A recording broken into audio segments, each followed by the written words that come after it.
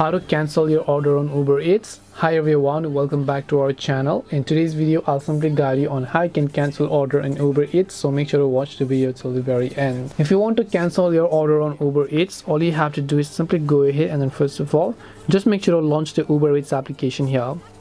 Once you launch the Uber Eats app, the process of a cancellation has various factors inside of it. If you've ordered something and maybe the restaurant has already prepared the order, in that case you'll be asked to incur a fee, which means you have to pay a certain amount of fee because the food has already been prepared.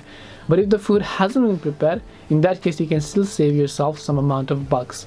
And to do this process, all you have to do is just tap the baskets option, as you would be able to find it here. Once you're on this page, if you look at the top right hand side, you'll find the little orders button. You want to make sure to just tap on the orders tab there. Once you tap the orders button there, you will see this type of interface where you'll be able to see all the orders that you've made. Just select the orders that you would like to cancel, tap on the cancel option, and then you'll be able to successfully cancel them. This way you can basically cancel order on Uber Eats. Hope this video is very helpful. If you have any questions, feel free to leave them down. Thank you very much for watching till the end, and see you soon in the next video.